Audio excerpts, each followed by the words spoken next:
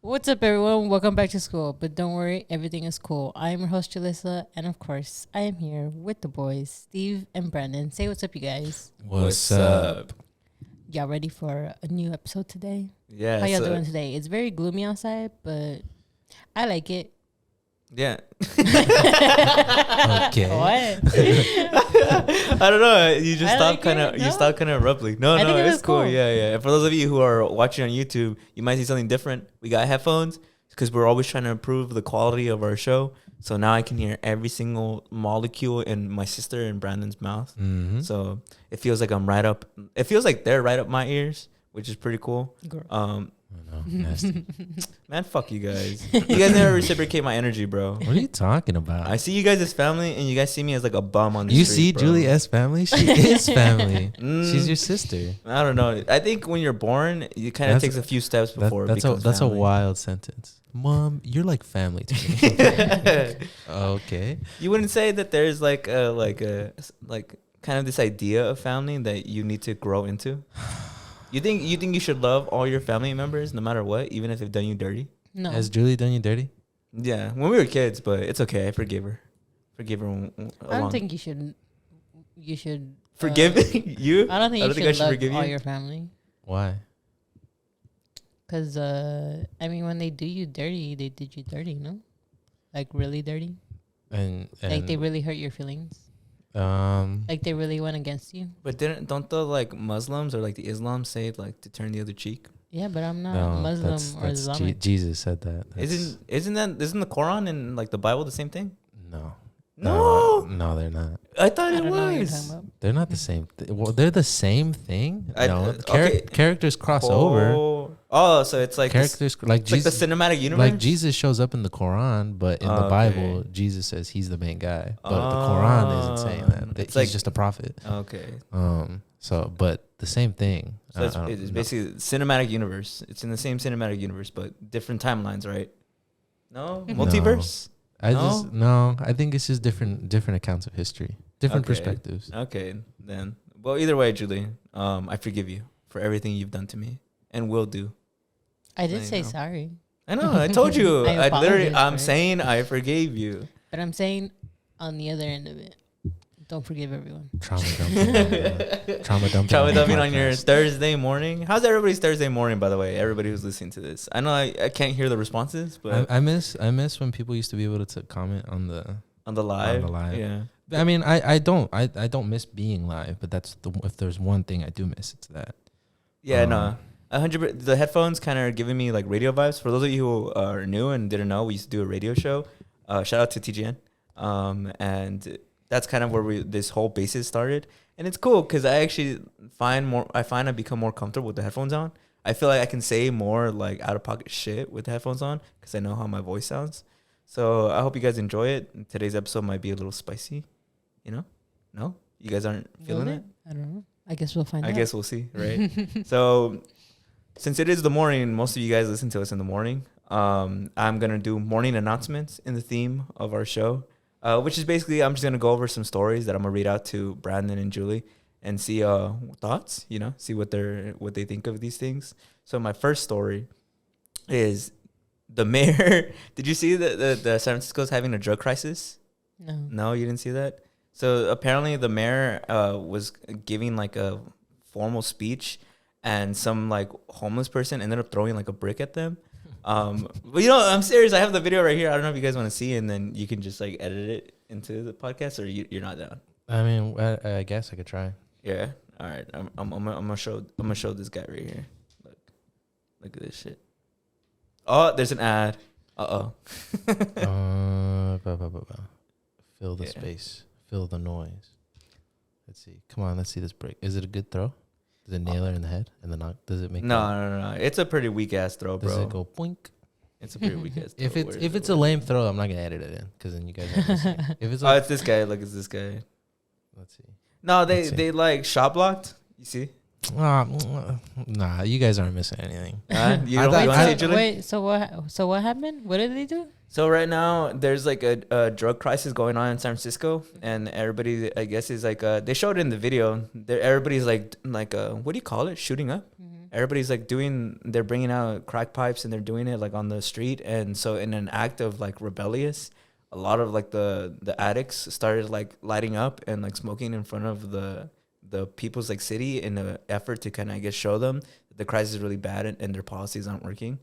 And then so the mayor is like giving a speech, and what I assume is a homeless person throws like a brick at her and just completely like misses. Like he gets shot blocked like in the NBA. So and then he just gets arrested. I wanted to bring it up because I know you went to San Francisco State, and I wanted to see what your thoughts are on the drug crisis, especially because if you look at some of the videos, specifically in this news broadcast, it's crazy how casual it is. Like people are shooting up and just like smoking crack in front of what you could like here in LA would see as like the officials, like the LAPD. And at least for someone like me, I'd be like, I don't know about this, guys. Like, are we gonna get arrested? But it shows you that if they're that bold, and it means that they clearly see that the city doesn't really see a problem with them abusing. So what do you think of that as a perspective? So the people who were shooting up in front of the mayor were like security people?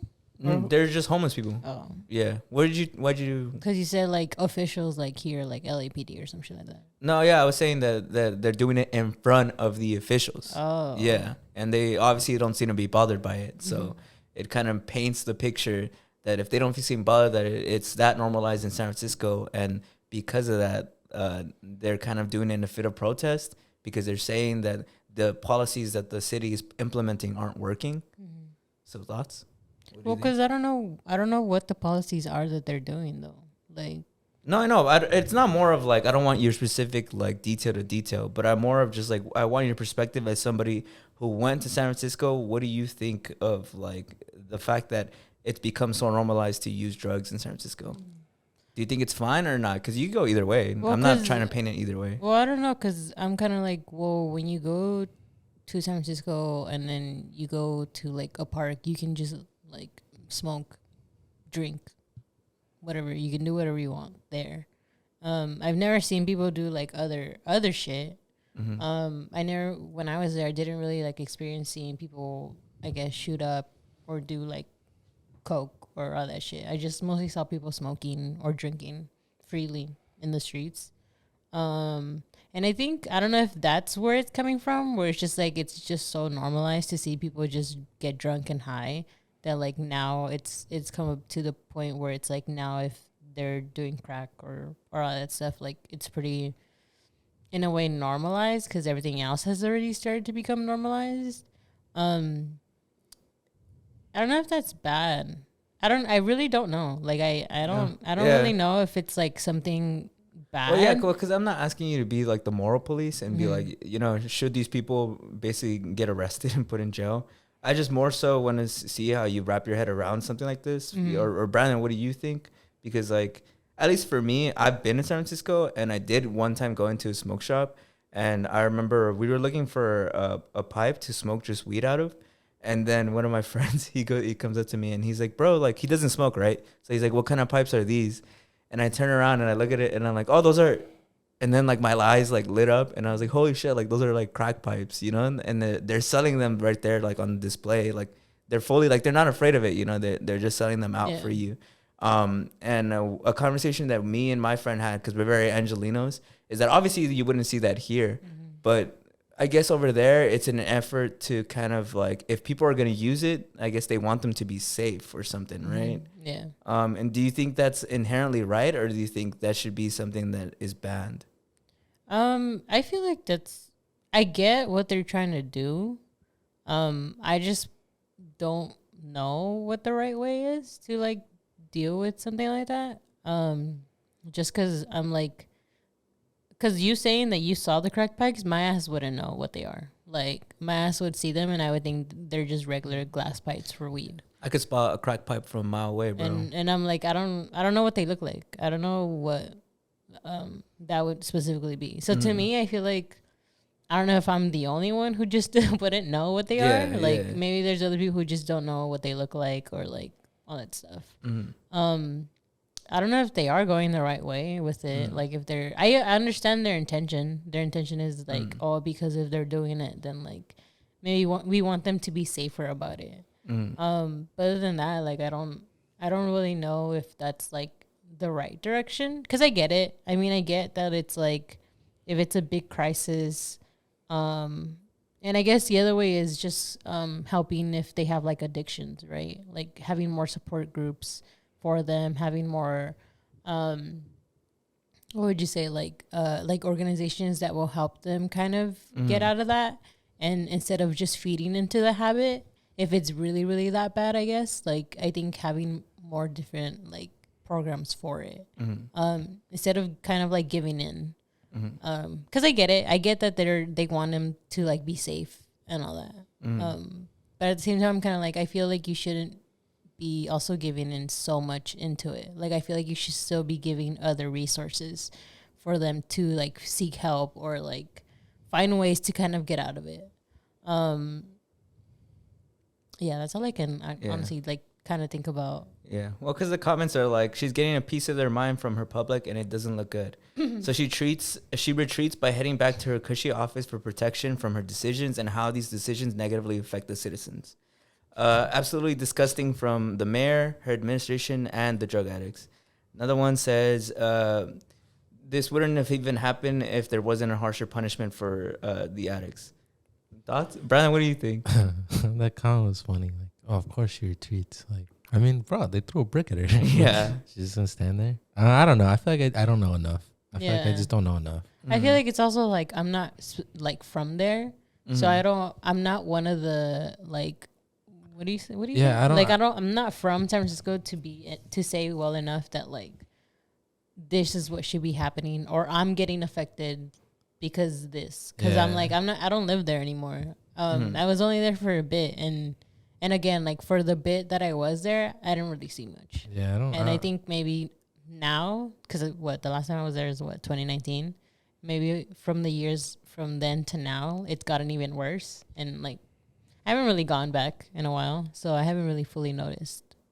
Yeah, I feel like I just don't know enough. I don't know what they're mad about. Like, I mean, for me, I can infer, but I just don't know, you know? So I don't know what policy she did that pissed them off or what policy she's not doing that pissed them off. I don't live there, so I don't really know, like, the severity of it. Like, you know, with LA, I mean, I see some of the stuff, you know? I see the severity of it. I hear more stuff, but I just don't know. It's shocking because I'm like, well, you know, it's interesting to see they're so open about it, you know, like to do it in front of the news or do it like right there. Definitely probably wouldn't see that here. And the reaction here would probably be a lot more severe. But in terms of like solutions, I have no idea. Because this is wild, right? Yeah. We're looking at the video for everybody who's listening. We're looking at the video, and it's like they're just, and to describe it to you, Julie, because it's cool because you're in their same boat that you can't see it. But it's literally just like they're just shooting up in front of like the mayor and all the officials. Like, and this isn't me saying it to say like they're bad people, but for me it's just like it's extremely mind blowing. It's just an inch. It's a form of protest I've never seen before. You know? Yeah, because they're protest. You said they're protesting. Right? Yeah. So it's just like it. I don't know. What's the like? What do they want from her? Like, I'm not even like, yeah. What do they want? That's what I'm trying to get. Like, so the people who are shooting up are like the drug addicts, right? In front of her, and then they're protesting. Yeah, like what are they protesting? Yeah. What does she do? From what I saw, it was just them basically saying that they like, just want help. Yeah, they just want help. That it's getting like really bad. Because obviously, when you're addicted, like. You don't feel good that you're addicted. You're like, I still got to do it, but like, I want help. Like, I want to get out of this. At least some people do. And I can't really speak for everyone. So I'm sure it's probably them being like, yo, like give us like a bone or something. And what people are bringing up in the comments is that she didn't have any like protectors or anything there because she wanted to show like, oh, you know, I trust and I believe in my community, which obviously turned violent. And somebody threw a fucking brick and got arrested for it. But that's basically like the whole crisis that's going on right now in San Francisco. So that was kind of my little news spiel about that. Moving on. I'm sure you guys have heard about this, and because I know this episode airs on June 1st, which is Pride Month. My second story of your morning news is Target becomes the latest company to suffer backlash for LGBTQ support and pulls some Pride Month clothing. Did you guys hear about this? Yeah, I have heard about that. Have you heard about it? So basically there was like this huge backlash at Target because they had a bunch of shirts in front of like when you first, when you get to Target and you walk in. Mm-hmm. So they had a bunch of shirts that had stuff like, what is it? Happy and queer. It was, I know the biggest one. Yeah, I'll get to that one. There's one that obviously was like the biggest controversy. But it was like shirts that were just very happily like supporting LGBT, and they're saying stuff like it was literally like little kid shirts that are like, oh, happy and queer, or like queerness is like goodness, or and stuff like that. But the one that got the biggest controversy was, it was like swimwear. Oh yeah, so they had a carpet that said gayest place in town. The biggest controversy was, it was like a swimwear for like a little girls, and it was designed for like trans little girls. So it had like a pouch where it's like it's meant to kind of open up, so it gives you room in case you're like a trans girl and you have like genitalia, obviously. No, right? The controversy was, I think I saw it on TikTok that some influencer said, "Oh my gosh, they're indoctrinating kids," and when she pulled up was a swimsuit that was tuck friendly. Yeah, so exactly. It was the bathing bottom, and it's for trans people. So like if they're trying to tuck, it's tuck friendly.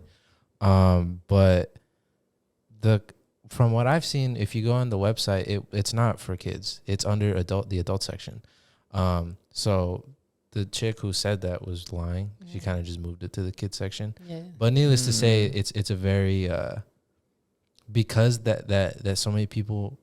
That's I think that's their biggest like what would you call it, like gripe with the LGBT communities. They feel like they push it on kids. So when somebody said, "Oh look, they're pushing it on kids," it's a very like it's clickbait almost. Like so everybody was like, "Oh my god," So yeah, I mean, but they do have merch for kids that are LGBT supporting. But I don't think that in and itself is like a bad thing. I mean, because I don't know how backwards thinking you can be to kind of think that like being gay is somehow like a sexual thing. Because people I think being gay and like supporting LGBT and stuff, I think people inherently think there's some kind of sexual aspect to it. And there's not really any sexual aspect. Because even looking at the comments to this YouTube video, one of the top comments is, "This is about accountability. You can't just turn half your department store into a creepy sex shop and not face any backlash." Yeah, and it's like it's not a sex shop, bro. Like it's just I don't know. I think it's sad. Like they have a calendar that says queer all year, and it's just a calendar. Mm-hmm. That one's kind of funny. That one makes me want to laugh. I just feel like it's so weird. I guess the people who hate on it, because it's like, one, I think it's just like kind of like projection of like of people kind of being uncomfortable with like sexuality of like I feel like a lot of queer and like the gay community is very in touch with like their sexuality and like being free and like and being okay with like talking about your body and like all that stuff. And it's like to other people that makes them uncomfortable, because they're like, why do you talk about sex so much? Why do you talk about like your gender so much? Or why do you talk about this? And it's kind of like, there's nothing wrong with talking about those things. They're in nature. Like we were kind of joking about it. Like the world is run by sex. It's kind of like, it kind of is like, it's all about like mating, finding your partner, creating life, all that stuff. And then it's just like, I don't know, to me, to think that like people say that like they also push that on kids, it's kind of like, they really don't. Like it's just there. It just exists. It's just something that's there. I feel like to add, I think that's a problem, the taboo of sex, but I think it's different. Like I don't think, people in the LGBT community find it offensive when people sexualize them, you know, when they think that they're all about sex and they think that they're all about this. And I don't really understand I really don't. Like, I just don't get it. Because, like, people will be like, oh, like, why are you putting it out there? But you could really say that about a lot of marginalized groups. Like we learned about with the Cholo culture and Pachuco culture and Zoot Suits, and how that's them owning who they are and being bold about it and not hiding at it and taking it back. This is the same thing. Yeah. Like, this is the same thing. Like, if they had like I don't know, like brown is beautiful, you wouldn't be pissed. Like, oh, you're pushing that on like, that's it. I don't. It's no, I bet people would be pissed though. They would be pissed, but in that vein, it's and I don't know why it's easier to see why being pissed about that is wrong. So for this, I just don't understand. Yeah. Like, there's kids who are LGBT. Like, I mean, what are you gonna like? Yeah. There's kids who are. Yeah. You know, like you act like they don't exist. They do. And Ethan Klein brought up a good point. A fellow podcaster. He talked about how people talk about, oh my gosh, like there's this sudden spike in people who are, I think, trans or gay or whatever. Yeah. And a lot of people are like, oh, see, it's evidence that they're indoctrinating people. But then he brings up the statistic of left-handed people. How back in the day, people who were left-handed were seen as like demons or some shit. But when it became more acceptable and people were like, who cares? Yeah. The amount of people who were left-handed spiked, because in reality, people were always left-handed. They were just hiding it, you know, because it wasn't okay. And this is just the same thing. Yeah. Yeah, that was I'm glad he brought that up. I was literally going to mention another comment that said the majority, the reason I'm mentioning this comment is not because like I want to fulfill everybody's needs of like just putting like a bunch of hate out there and finding things, but because it's a popular argument that a lot of people say. The majority doesn't have to conform to the less than 1% of the population. So first of all, that's not true. I looked it up. I did the stat. About 7% of all people just in the United States are LGBTQ. And even then, 7% of like 300 million is still a lot of fucking people. But even then, that's the people who have come out. And like Brandon brought up, I'm glad you brought that up. I was literally going to bring that up on my own. There's probably a lot more people who are part of the LGBTQ community than you might think. Yeah. And the only reason people don't come out or will live their entire life and never come out, it's because it's not accepted in by the majority. It's only recently been accepted, and that's why when you see people who are like, oh, notice how like there's like a bunch of people coming out and like being queer or LGBTQ, it's because like, oh, we're brainwashing people to thinking that, like, no, it's not true. It's just that it's become a safer place to come out, you know. So I'm glad you brought that up, because that was one of the things I wanted to address. It just leaves like it just makes me sad. Because it's like when like on TikTok or on YouTube, or I mean, I think I remember even in history class. I can't say for sure. We saw this video of, you could probably look it up. I'm not saying do it right now, but at home, I guess. There's this video of I think in the 50s, where they're interviewing people, and I think they're talking about like desegregating and stuff like that in schools. And the white people are like, I just think we should keep that away from kids. You know what I mean? And obviously now with that in mind and how much we've learned and how far we've come, when you hear that, it's repulsive to hear that level of hatred and racism.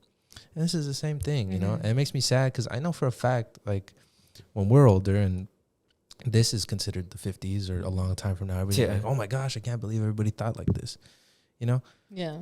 It's just, I don't know. It's like playing in front of us, and it's sad that so many people are doing this. Because, I mean, even then, when we speak up to this, like, a lot of people still give us, like, backlash, like, oh, my God, this is, like, brainwashing. But in reality, it's videos like that, what he was bringing up about how, I was like, oh, we should leave the kids out of, like, the segregation stuff. Like, that's insane, bro. Like, how do you not see the patterns of like, no matter how much time changes, like, these problems still manage to show up? Yeah, I mean, it's just... And like, I don't know. I don't like. I feel like to me, it just pisses me off more that like people aren't like so accepting of it, and like people just find it, I guess, problematic when it's like there's nothing wrong with it. And it's also like, at least going back to the Target thing, it's just clothing. Like it's just like something to like show support for them. You know, like there's nothing bad to it. Like no one's forcing it. No one's forcing you to buy it. Like just don't buy it's it. just there. It's just there. And like to me, that's why like I don't know, that shit like kind of just pisses me off, because I'm kind of like, it's just to kind of just show support to them, you know, like it's just clothing. It's not really telling you like forcing it on you or on anyone. It's grooming. I think that's such fucking bullshit that people have the balls to use that argument. Because it's like, look who's fucking... I mean, I guess it just for me, the reasonings or the so-called like reasonings that they have behind the accusations that they give to this community, like I don't know, like people talk like Neil deGrasse Tyson. He had a great speech on this where he was interviewed by Stephen A. Smith of all people, and he taught Stephen A. Smith is I guess being pretty transparent about how he doesn't really. He's just older, and he's acknowledging that it's just kind of confusing to him. And Neil deGrasse Tyson just talks about how, like, you know, he says, I thought we had freedom of expression in this country. You know, I thought we have the right to the freedom to pursue happiness. You know, and it's just people exercising that. You know, the freedom to pursue happiness, the freedom to express themselves. Why does it bother you so much that people are doing that? I don't get it. Or the religious aspect of it. I'm like, for people in the religious field to be throwing stones at this community. I mean, it just came out. I sent you guys a TikTok about how Illinois, right? Yeah. The church it was discovered that they covered up over 2,000 cases of sexual abuse to children from clergymen. Mm-hmm. Like, that's insane. Like, look who's talking. Like, how are you guys the one saying, like, you're gonna harm children? You're gonna harm children. Like, look who's fucking talking. Yeah. And then, like, I see people talk about how the recent one with Transformers. You guys saw that, right? Yeah, I saw that. No, you didn't see it? Well, I think it's on Nickelodeon. Yeah. Whoever owns Transformers, it's on there. There's like a cartoon. You know how Transformers is a cartoon? Mm-hmm. There's like a show, and one of the Transformers, ironic because Transformers, comes out as trans. As trans. Or no, she doesn't even, or they don't even say that. Oh, you know what? Yeah. I take that back. They just say that their pronouns are they, them. And Optimus Prime is like, my bad. Optimus Prime is like, I'm sorry for misgendering. Well, isn't there that one too where like the teacher taught or showed a movie? Oh, and she got fired. Yeah, or she's eating semen. Bro, that one's crazy. That one's crazy. For those of you who haven't heard, there's probably like in the Midwest. I don't know the exact location. I'm not gonna look it up because I don't want to sidetrack too much. But basically, this teacher showed Strange New World, right? Or what is it called? Strange New World. No, it's right. It's called Strange New World. Something. No, it's. Isn't Strange New World the dystopian novel? I think it's just called Strange World. I think it is called. She showed it in class and in the movie. It's like a Disney movie. It's a Disney movie, but she said she didn't show it because of that. She said that there's an aspect of the movie that involves I think like biology or ecology, something that. And she said like she just thought that was a fun aspect. But in the movie, there's a gay character, but it's not really even like that big of a deal. Yeah, that's also another sidetrack is that people say that's why that movie flopped because Disney didn't promote it because there's gay characters in it. And she got fired for that because they were saying she was like indoctrinating like kids into the gay agenda, you know, and that's. Well, I mean, there's a pretty popular saying that I've seen around that says "Go woke, go broke." I don't know if you heard it. It started with the Bud Light. Did you guys hear about that one? Yeah, is it because they just put the flag or like but then they responded by making they canned that and then they put out a commercial that was like super like American, like pro-America. Really? Yeah, they put out like this commercial that it's like the flag and somebody's like in a Dodge and they're driving like we believe in freedom here. You know, obviously like subtly backtracking on the wokeness or whatever that they. But you know what's weird about that is like, I obviously I think homophobia is bad. But I wonder why Bud Light, knowing their target audience is probably conservative older men who are like. Fucking are homophobic as fuck. Yeah. I'm surprised they really went that route of like making their Bud Light like LGBTQ. They were probably just trying to grow their fucking audience. It's just capitalism. Either that or performance, right? Yeah, well, I think it's just like because at least a lot of the things that I always see for that is just sometimes I think it's just more for publicity. Like they just want they want to sell some shit. Yeah, they want to be heard. Like. Any publicity is good publicity. So, like, if they're going to get hate, at least they're getting mentioned somewhere. No, you know? Yeah, right. But that means they totally have to have known it was going to be controversial.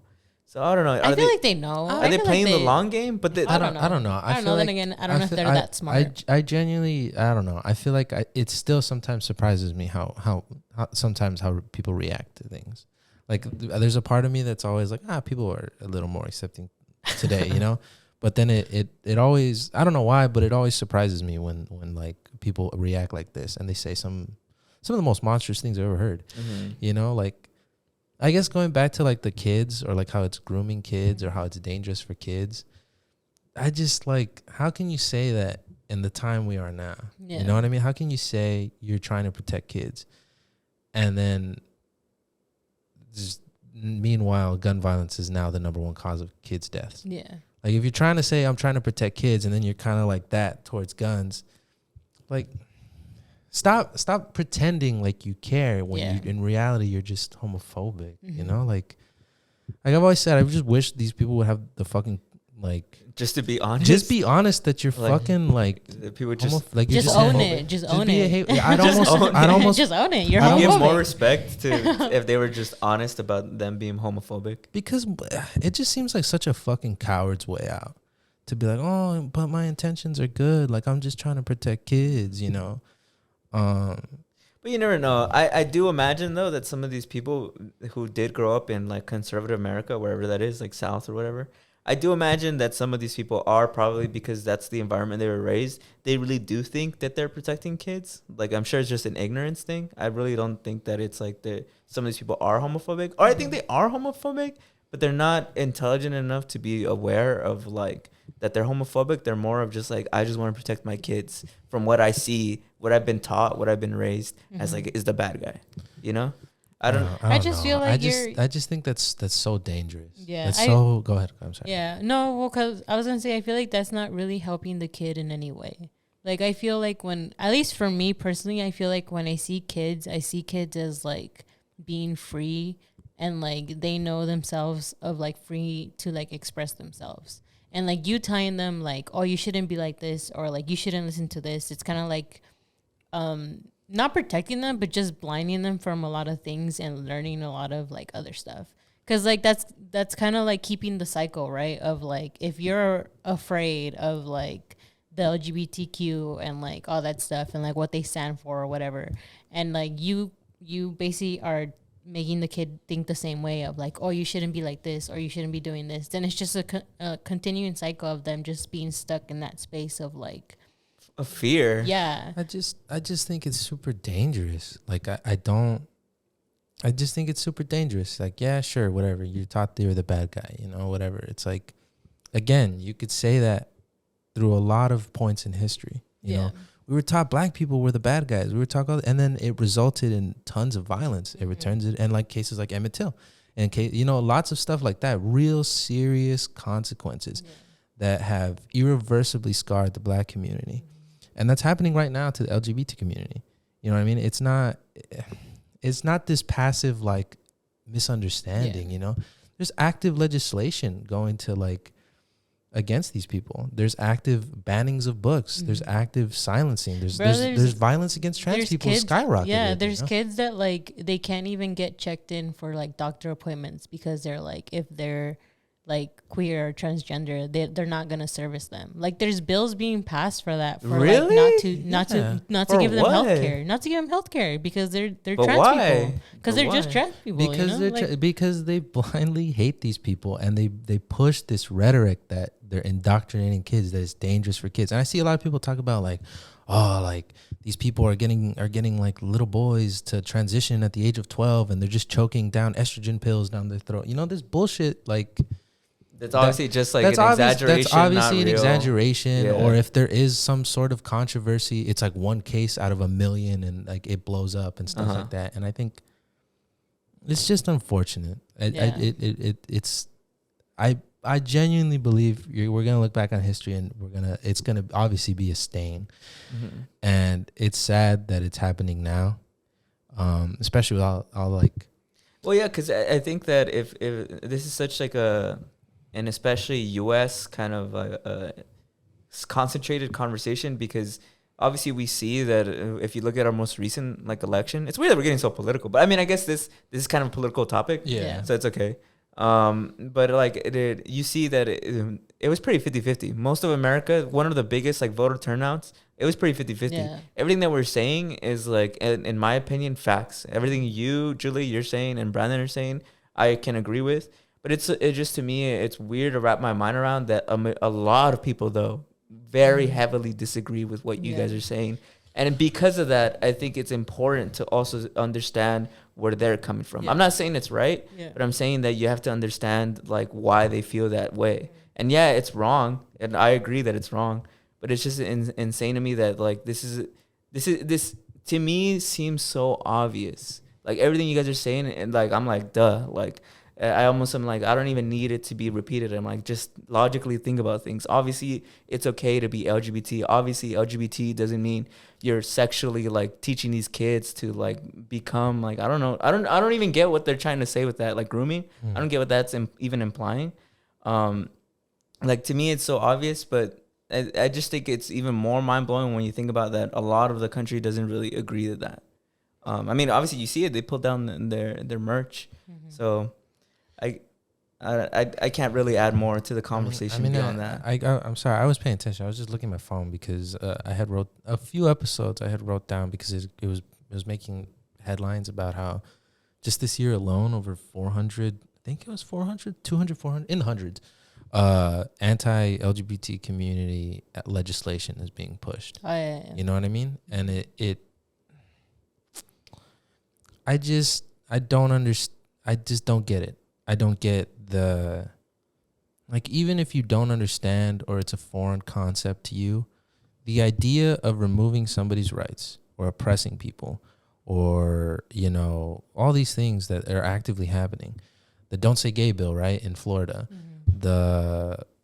Just all these things, it's like even if you remove the like who it's targeting, it's I don't know, it's frustrating and I don't get it, how it's some people are incapable of seeing how that's okay. Yeah. Like especially all these people who tout like or are constantly like, oh my God, like we gotta go back to like family values and like the Constitution and stuff. Yet they ban books. Yet they want to ban pronouns. Yet like it's the most opposite to what you're trying to promote. You know. So for me, it's unfortunate that there's such a, I don't know, cultivation of this rhetoric, this like kind of stuff. Yeah.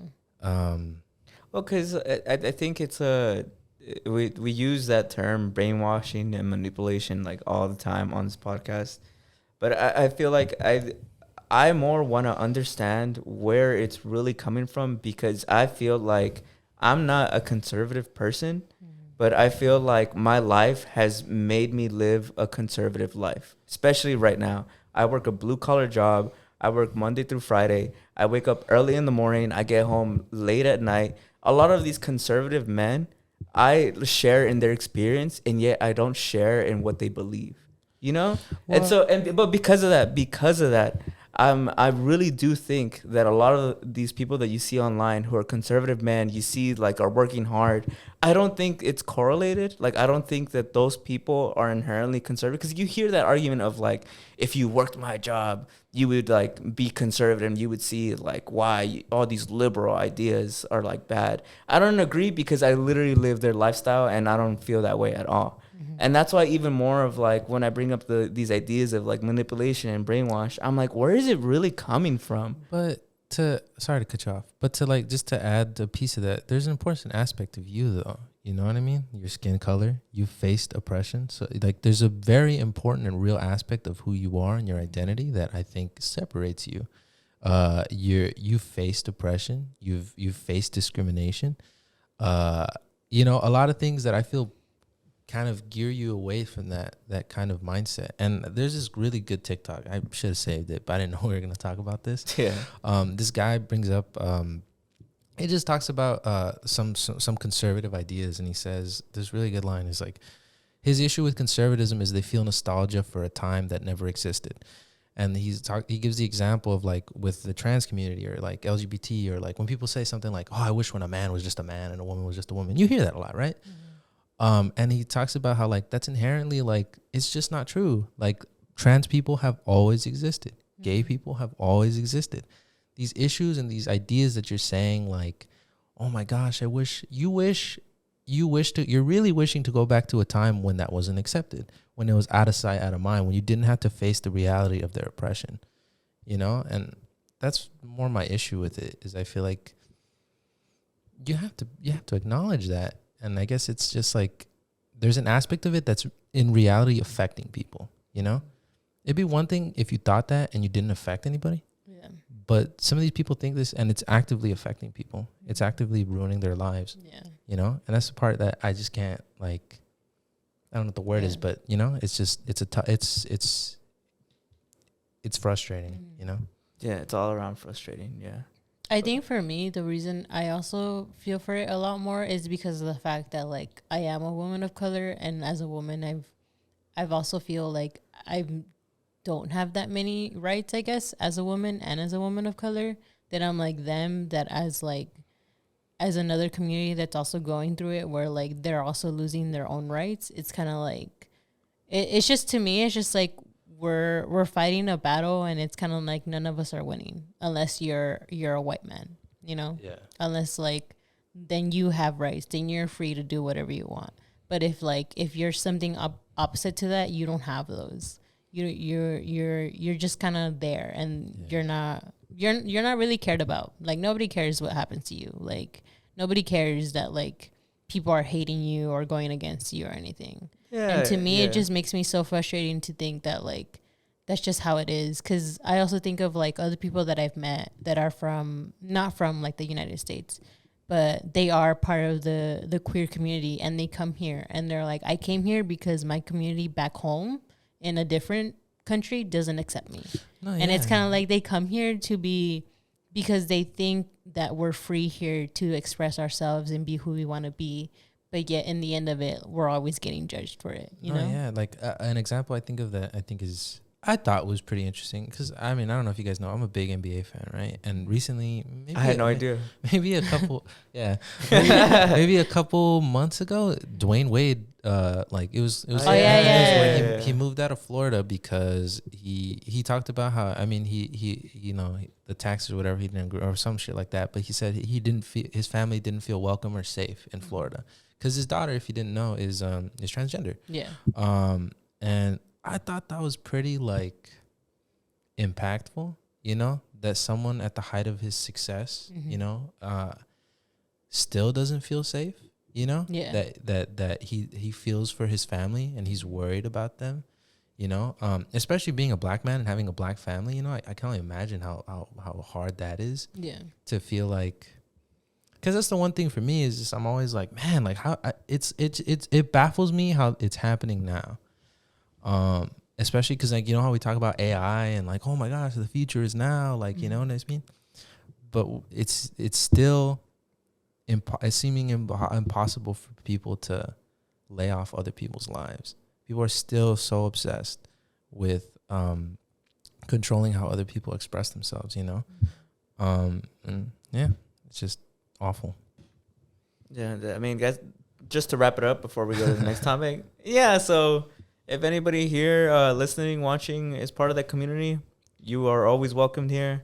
If you are against that, educate yourself, please. I really hope you just educate yourself because, you know, just I guess one final thought, right? One final thought. I have one more story, one more news. I was thinking about how I think where some of the kind of like hatred or like discernment for the LGBT community comes from people who are conservative, because I told you I've been living the conservative experience, is I think one thing that I've always feel frustrated is I feel very chained down. I feel like I have to do my job, I have to work, I have to just kind of like aim my entire lifestyle to just doing one single thing.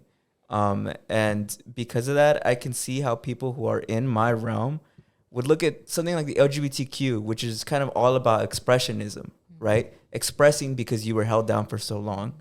I think that's how you easily become envious, because if you're somebody who's like a mechanic or like you're working long hours in construction, you're just constantly moving around and you feel like you can never just rest and have time to be you. You're just a worker. You're just like a cog in the machine, you know?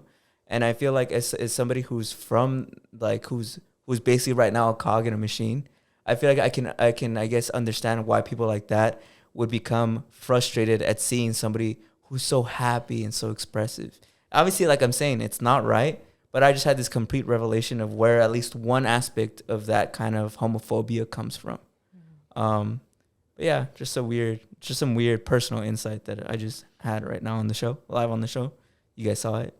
But moving on to my third topic, which is more of a positive, mind-blowing scientific topic, because the name of the show is Everything's Cool. So at the end of these news, I'm always gonna leave it off with something that I think is cool. And it goes like this: Paralyzed man walks after Bluetooth connects his brain and spine. So this is an actual video. Since you can't see it, I'm gonna just describe it.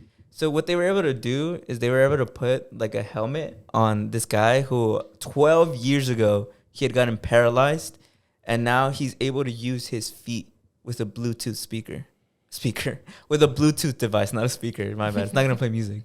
But he's able to walk. He's 40 years old right now, and they put a device on his head. And what's weird is that it only works too when it's on, like when the Bluetooth is on. Also, if he turns it off, he can't. Yeah, walk. he can't walk. Yeah, but he's learning how to do it. This is like a huge, super discovery. It just came out yesterday, so probably when it comes out on the show, it'll be a week. But like extremely recent.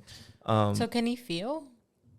Like, can he feel stuff? Yeah, Or like is it if just somebody was to touch his foot or like, I would he think be able it to feel does that? because it lights up his nervous system. Just looking at the X-rays, it shows the little. It's like these little cups that they put on the left and the right side of his head, and it connects to like this bottom portion of his spine, and you see like the neurons light up and then connect all the nervous You systems. see what I mean? So you probably can feel. see what I mean? Not to go down that path again. Oh my but God, it's okay, just, this go is ahead. insane that we can do this kind of shit. Like, this is nuts. But Like, yeah, we can't comprehend Yeah, like this is other stuff. this is astonishing. Like Yeah. wow, they're making a paralyzed man walk, and that's stuff they used to see in movies. Like that's like some Avatar shit. Like wow, that's just insane. Yeah, I mean, we're living in the future, guys. Are we? Well, I mean, this is I was about to say, like, are we? the people the people who made this The discovery. people in technology are. The people who made this discovery are in Switzerland. Well, I think it's because like it's like Neil deGrasse Tyson puts it really well. If you've seen that video that Brandon was talking about, is that he's more, you could tell he's more the school of thought of like most people shouldn't give a fuck about like the like what people do with their lives. It's like we could do so much more advanced shit. Bro, this paralyzed man can walk. He can walk after 12 years. Like, imagine if we all just gave less of a fuck about that shit. Like, and I mean that more of like not in the sense of like give less of a fuck about like civil rights and shit. I mean more give less of a fuck about like what people do with their lifestyles as long as it doesn't harm anybody else. Yeah. Maybe we'd all be like fucking like cyberpunk like fucking individuals. But no, I just think this is insane. It's conflicting. It feels it feels dystopian. Maybe to I should me. have had this one first. It feels dystopian to me, no? Like it kind of reminds me of Blade Runner, right? Where it's like they're so advanced, but then they're racist to the Blade Runners. I mean the fucking replicants. Yeah. You know, it's so well, I guess maybe we are living in the future if you like Blade Runner. Well, I guess because to me it's hard to wrap my mind around because it makes me then afraid of AIs and stuff. Because I think technology and stuff like this is cool and it advances us forward. But when it comes to stuff like ChatGPT, where you kind of need to kind of get information back, it can kind of have a bias towards it if it was made by humans who are inherently biased. So to me, it just points to like Terminator. Like Terminator is gonna be. Did you see? Side note that No, go ahead. that James Cameron is writing another Terminator film, but he's waiting to see how AI develops in the real world before he continues, which pretty scary. Like in the reboot, it's gonna be like ChatGPT turned into. I just hope it's a good movie. I honestly think they should kind of just let that franchise die. There's a lot of shitty movies. How many are there in total? There's like 8 of them, bro. And only the first 2 are good. Yeah, only the first 2 Only are the good. first 2 are good. Literally the other ones are fucking mid as fuck. They're just. I think they should let it die. Comment your favorite Terminator movie and Let it go. I think they should either let it. I think they should either let it die or stop trying to like undo it. You know what I mean? Like I feel like every sequel they do is like, okay, but this one's the actual like sequel. And they go back in time and like try to fix it, but then they end up fucking it up even more. I'm like, if you're gonna do another one, just clean slate, like start from the beginning. Because I bet you that's what it's gonna be, though. No, for sure. I just think it's like it's human nature to. It's not even human nature. It's kind of like a gambling thing, It's like that's why I don't gamble, because I feel like if I just gamble one more time, I would have hit that jackpot. Yeah, 100% of gamblers quit before they make it big. Yeah, exactly. Yeah. Like I bet you that's what the people running Terminator think. Like, come on, guys, we just gotta pump one more movie out. Because Arnold says he's done with them, right? Now it's gonna be like John Cena. I don't know about that one. It's probably gonna be John Cena. No, I saw Arnold say he's done. He doesn't want to be in it anymore. Oh, really? Yeah. And then what's even the point? That's like the Bulls being like, come on, we got one more run in us. We just don't have Michael Jordan anymore. I feel like I don't know. I feel like I've seen clips of when Arnold's in the other ones, and it's I don't know. Or they explain it by saying his skin was aging. His skin is aging. Yeah, like, it's on purpose, or like I don't know. And then they try to give him more lines, and it's like, well, I think it kind of worked because he didn't have that many lines in the first ones. No. Yeah. Damn, that's crazy. The top comment of this one, of the guy being able to walk in, some guy commented, my uncle was in a wreck in 1963. He was 18. He has been paralyzed from the neck down since. This is wonderful news. Congratulations. Bro, we're literally making fucking groundbreaking discoveries. Isn't that insane? Like, this is why I wanted to put this at the end, because, I don't know, hopefully there'll be like kind of like a point where things will hit, like, I don't know, an apex. And maybe it'll just be humans just like kind of evolution. Hopefully it doesn't. The apex isn't like post apocalypse. Hopefully. Oh yeah, that's true. Even if it is, I'm sure everything will be cool. You see what I did there? That's our show. Yeah, that's our show. No, but that's you gotta be careful with those, because those are the ones that when we say that, that's generally like we should end the show right there. Yeah. So I said everything will be cool. So yeah. All right. I can get away. I can get away with it. I can get away with it. But that was it for my morning announcements, my morning news. I hope you guys. I watch the news, so you don't have to. I'm dead. I still think. No, you know what? What maybe you should. Is the news good or bad? I don't know anymore. I don't even know. Are you supposed no? I'm not even. Are you supposed to watch the news? No, you're not. You're not. The news is bad. It's all propaganda. It's all fucking. Like, people with agendas and shit. Not even, like, I'm serious. Like, not even on some conspiracy shit. Like, I was thinking that. You know what? I fucking hate that you brought that up, because you ruined my segment. But, yeah, I thought of that. So, next time, I will have more news, but I'll try to do more, like... Unbiased news? Unbiased, ground-based. Because this is all pretty much biased news. But, I mean, Associated Press, I hear, is the most unbiased news out there. Really? But maybe that's what they want you to think. No, yeah. Really? I heard. I'm just asking. I heard that if you want to trust like any news, it's Associated Press, because they literally, if you look at their Twitter too, they literally just post a fact like of what's going on in the news. They don't put like, unbelievable, like or like they'll just post or bad. No, they'll literally just post like the link. So that's why a lot of people like them. So the Associated Press is the one who told me about the paralyzed man walks after Bluetooth. Literally, look at how they labeled this. Paralyzed man walks after Bluetooth connects his brain and spine. That's it. It's 2 minutes. There's it just says it came from Switzerland, and that's it. If you don't watch the news, you're uninformed. If you watch the news, you're misinformed. Unless you watch our news, because I'm gonna start doing this. I'm gonna start doing weekly segments. Our news is pretty good. Yeah, we'll get. I'll try not to. Just don't get the CIA on the radar. I don't need you to win. Too late. It's too late, bro. We're minorities. They're on our ass. They're gonna give you the CIA. What do they say? What do they call it? The CIA award for the best journalist. Oh, would they assassinate me? Yeah. I hope so. I hope I win that award. I hope I go down swinging. You guys can. Don't worry. I won't snitch on you guys. I didn't know anything. Okay. I didn't know anything. Julie, football. Tossing it to you. Your turn. Me. Yeah. What did you bring for the table this week? So I was gonna talk a lot more about like the EDM culture. So if y'all watched last week's episode, I did talk about that I was gonna go to EDC. I'm back from EDC. I'm so fucking tired. I was looking at the wrong camera. I was looking at that one. You were looking at the back of a camera?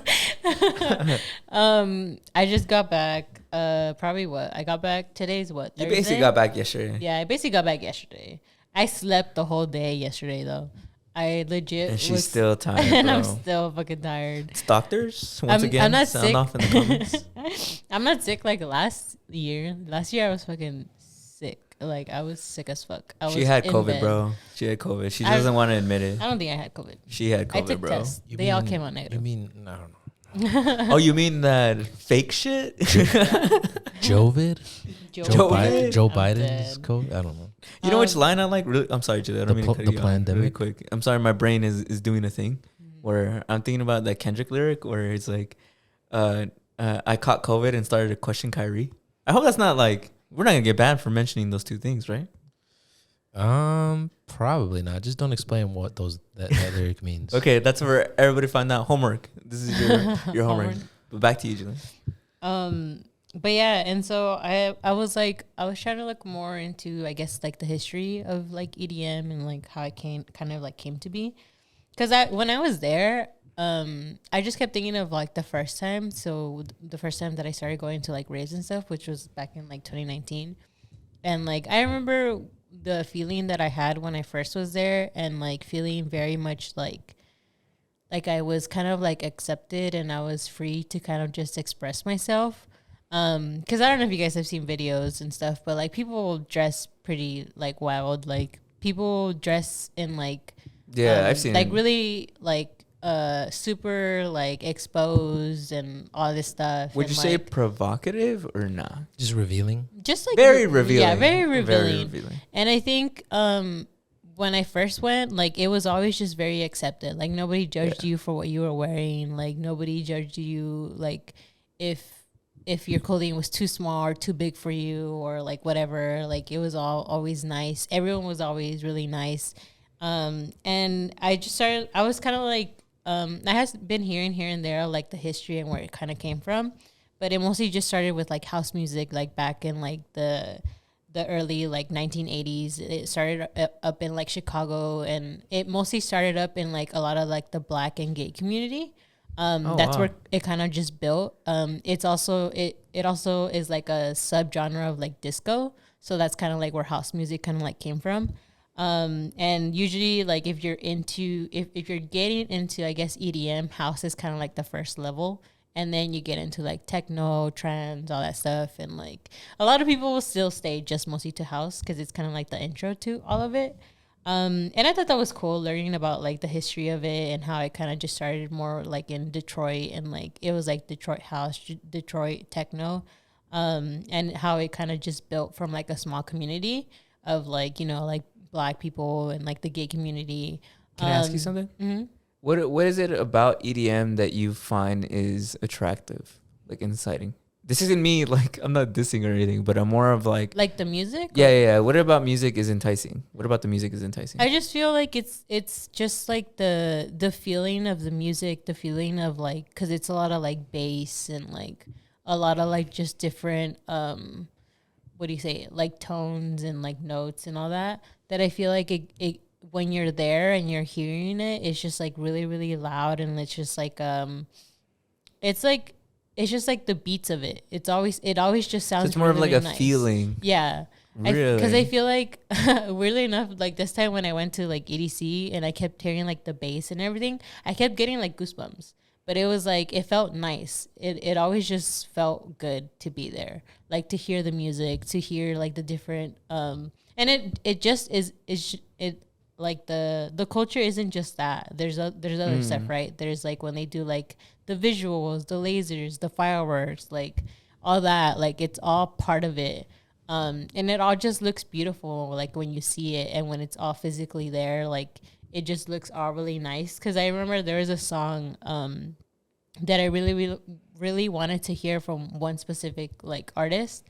Their name is Peekaboo, and I remember being like, bro, I just want to hear that one song and that's it. Like I just want to hear that song. Yeah. And because in my head, at least because I've been to like festivals, in my head I imagined how the show was kind of gonna be, like with the lasers, with the music and all that.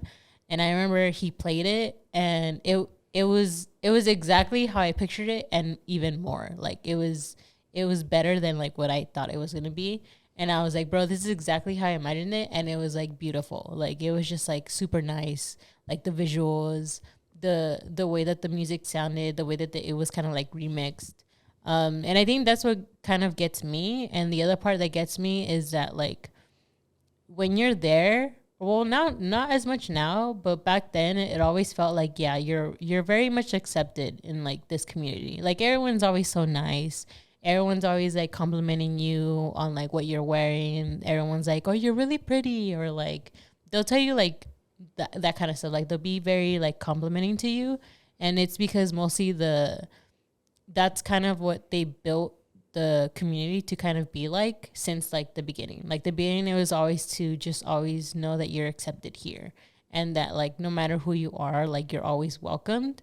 And what kind of sucks is that I feel like it's kind of started to lose that, because I think now, because it's become so mainstream and like people see it on like TikTok and Instagram, that like it's kind of losing that sense. It's more of like, oh, it's just more to just show off that I'm there. To say that I'm there. And I feel like a lot of it is also turning more into like just to do drugs. Like, really? Yeah. Because I feel like a lot of people do a lot of shit there. And I feel like a lot of it is starting to turn into more like they go just to do drugs. Like it's not really for the music anymore. It's not really to kind of listen. The biggest one I think is for sure just for clout, just to say that you went, and like just to I guess kind of say that you did drugs. But I think it's a lot of just to say. Did you see a lot of people do drugs while you were there? Yeah. Yeah, you saw a lot of people doing drugs. But I think that's also part of the culture in a way. Oh, okay. Like the main thing that like people do there is like a lot of like psychoactive drugs. So it's a lot of like, what is LSD it? LSD and like shrooms and stuff. Yeah. Okay. So it's known for its history of that, and it's kind of like it's also in a way accepted there because it's kind of made for that specific culture. So in a way, and also like now what they're doing, especially with the company, which is Insomniac, what they're also doing is that they know that people do drugs. So they've started having a lot more like stations and booths, to kind of be, I guess, in a way more safe about doing drugs. So they have like shit of like, they do practices. So they give you practice runs of like if someone's overdosing, what you should do in that situation. Which is weirdly enough reminding me of like what you said about San Francisco. Yeah. but yeah, they're doing a lot more stuff because like they want people to be safe when they are doing it. But when you go, it's pretty fucking wild. Like I don't know if people losing their shit. Yeah, or what? people are like super on drugs. You see people faint. You see people pass out. I think I forgot when it wasn't this year, but I think it was probably like last year when I went. I just remember a girl just like kind of just fell, and then people were just like, I mean, people were aware. Nobody's like ignoring it. People are like, okay, like go get help or like something like that, and like they're not just stepping over her body. Yeah, like people are still very, I guess, acknowledging of it and being like, okay, like I think also. What is cool about it, I don't know how it is now, but what is cool is that you could feel that people know you're on drugs, and they are also very attentive of like, if some shit goes wrong, like we'll help you. Like people are still very helpful. Like people are still kind of there for you to kind of be like, okay, like if something happens, like, for sure, I got you kind of thing. Like, because people check, they're like, do you want gum? Do you want water? Do you need this? Like some people will randomly just come up to you and ask you if you need something. And you're like, no, I'm good. Like I'm chill. Which is really cool. And I feel like that's why I really like going there. Mostly because I think I also get some time to kind of just freely express myself and kind of just be like, it's a no judgment zone. And it's really, really cool to go and like to experience at least maybe once. I did the 3-day thing, so that shit is like a lot on my body. But it's really, really fun, and I really liked it. We are thinking of like going again next year, so I'm like, I'd be down to maybe try it one more time. Because the first time that we went was kind of like a trial of like, let's see how we do. And then I think that's why I went super hard, that like I ended up coming back and my body was like, you did too much, bro. You did too much. And this year I was a lot more like safe on like what I was doing, and I was a lot more caring of like, I know what I did last year and I shouldn't try to do what I did last year. Like I should be a lot more like, I need more rest. Like I need more sleep. I shouldn't be going out like 24/7. Or I shouldn't be doing certain things. So for the most part, I mean, when I was there, I was high. I was high basically every single time we got there. Like you did DMT? No, Oh, you did LSD? No, I did weed. I took edibles mostly. Ooh. No, it was mostly on edibles. I was like, I'm not gonna do other shit this time. Come on, bro. That's you literally said that's what it's all about. I know, but Next like, time. next year. There's always next year, you know. There's always next year, so it'll be There's fun. always next year. There's always next year. Always know? next year to faint. Hopefully, I make it. Nobody fainted this year, so Oh, nobody really? passed out. At least from my group, Was nobody it hot? fainted. Because it's Las Vegas, right? It wasn't that hot. It actually so the Friday. So it's Friday, Saturday, and Sunday. Friday it rained, but it was still pretty warm. That like Wait, and Friday they had a festival too. They had a night on Friday. yeah. So it was just a bunch of musty looking like. It actually felt nice because it was so. No, I believe you. That's why. It was so fucking hot. It was pretty hot. But we didn't really go out in the day. You guys were like, have you ever seen Shawshank Redemption where they have their fucking like hands in the air as the rain fell down and he's like shirtless? Have you ever seen that? No. No, you never seen that? I know you've never seen that. Why don't they do that? Why don't they do it in a cooler climate? Why don't they do it down here? I think because it's like it's like 'cause- trial by fire kind of. So it's in a way like that's what makes it cool is that it's fucking hot, so you can take off all your clothes and be basically like naked. Oh, Because because if it was cold, you couldn't just have pasties on it. Yeah. yeah, because I don't know a lot about EDC, but I know about just like the history of music festivals, like Burning Man and stuff. Like in the 60s and It's always 70s. out in the desert. I mean, that makes Yeah. sense. Drugs in Yeah. the desert. It's Yeah, like, bro, come on. People probably saw God while people were performing. Because that's what I was saying. Like, what is it that the music really tracks? Because I'm sure the vibration is what, like, bro, Matt, you're on shrooms and like LSD. You're probably fucking looking at God right in his eyeballs, you know? So, and that's cool. That's why I said, like, come on, bro. You have to get the full experience. LSD though. Yeah. If I I went, I don't want to do acid. I wouldn't think I had a good time unless Yeah, like it's a trip. changed the trajectory I've of my done life. shrooms before, like at a festival, and that shit was trippy. Yeah. I basically like microdosed because my friend did like shroom tea. Uh-huh. And then I remember that shit was tripping me out because like people wear like super like crazy outfits, so their outfits were like moving and shit, and like the lasers weren't that crazy. It was just more people's clothing, All high. or like kind of like the visuals were a little like crazier. Like what is it, like ecstasy? Ecstasy is mostly just it more just like enhances everything else. So you're hearing like to the music is a lot like louder, but it's a lot nicer.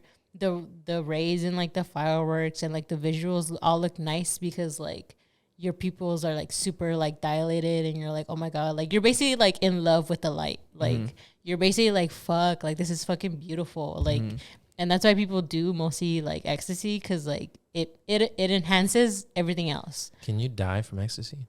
Can you OD on ecstasy? I think you can, yeah. Can you? You think? Well, because you, In I my think you can opinion. also, I think you like dehydrate from it. Oh, Yeah, that's why they tell you to drink water. oh.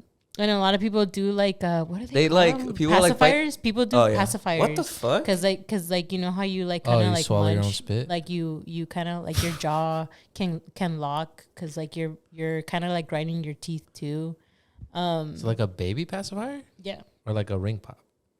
not like a baby pacifier. Whoa. But people now use like candy or gum. Don't do drugs, kids. Wait, but Don't do like drugs.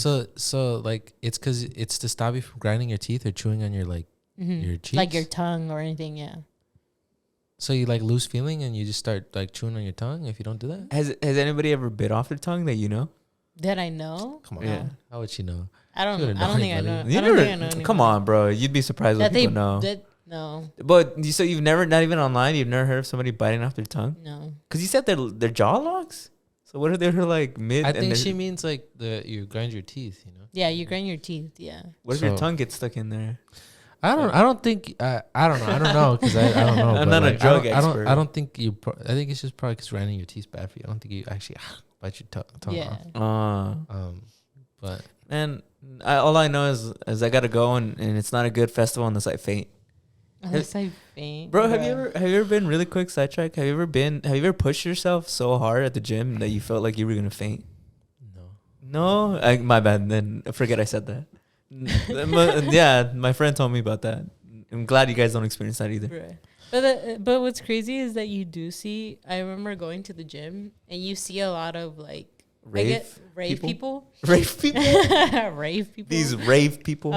Because a lot of I've seen a lot of people who work out and they're working out to like hard style, like fucking like EDM music. I've seen that. And like and I didn't really notice it at first because I remember somebody in college would send me like songs and they were all mostly like EDM music.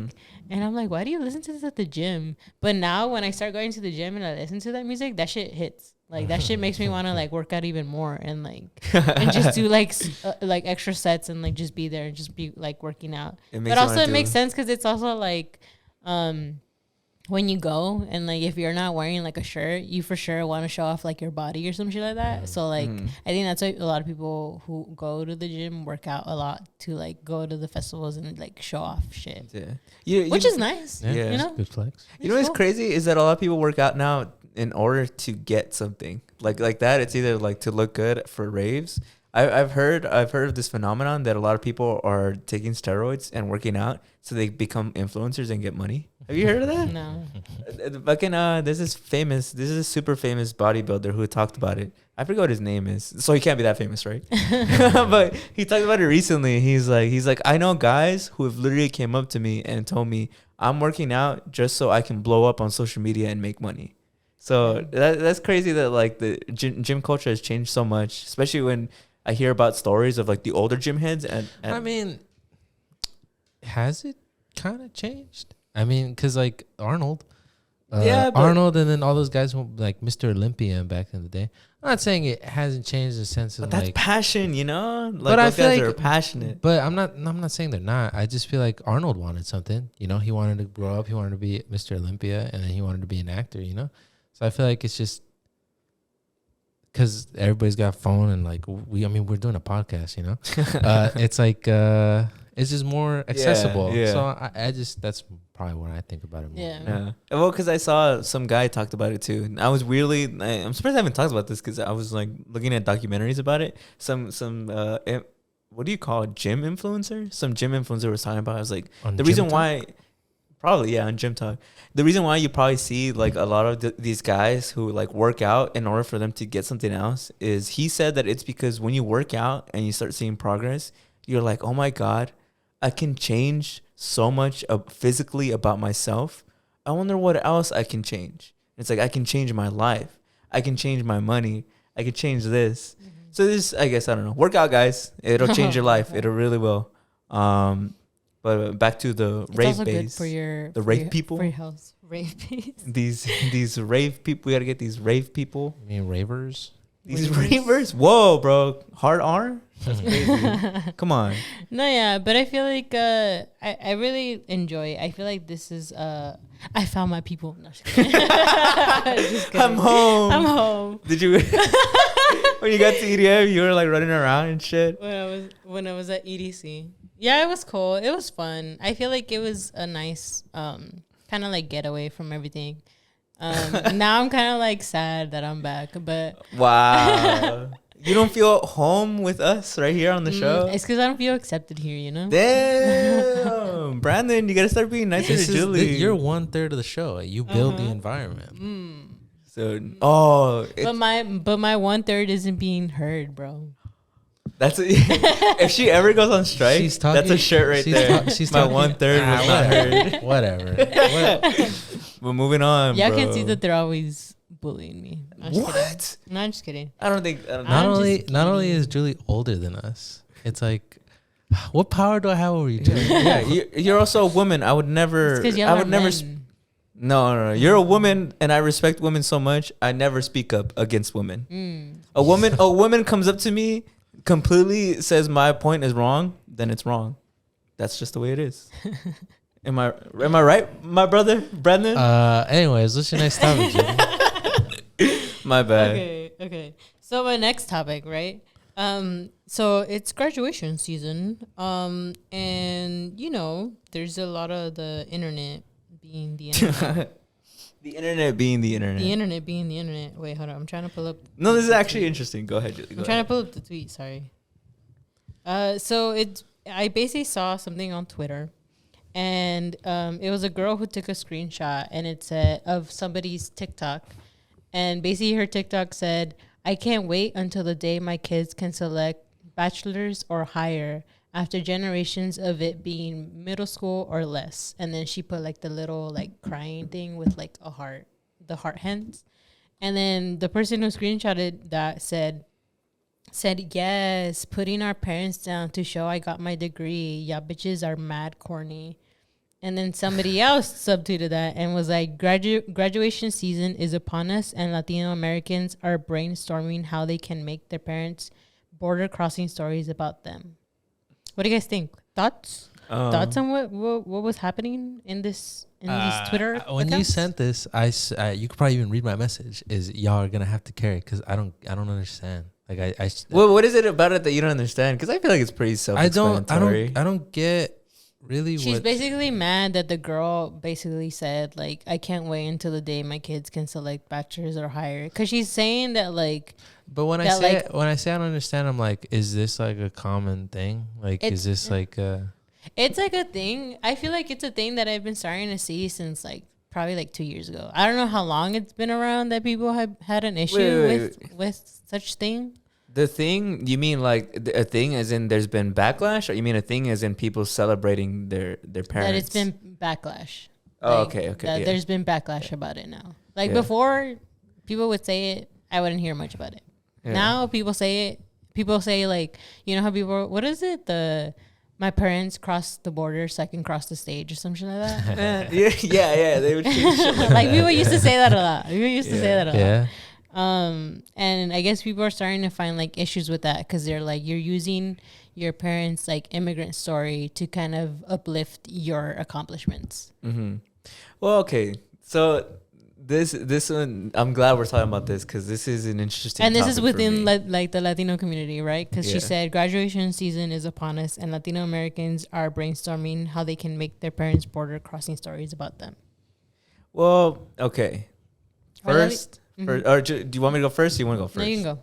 Okay, so applying that to what I know, in my entire life, I have seen every time a first gen graduates, they'll either say something or they'll post something on Instagram or Twitter, like, oh, like their entire life. They didn't say this, but like something along those lines of like their entire life led to this point.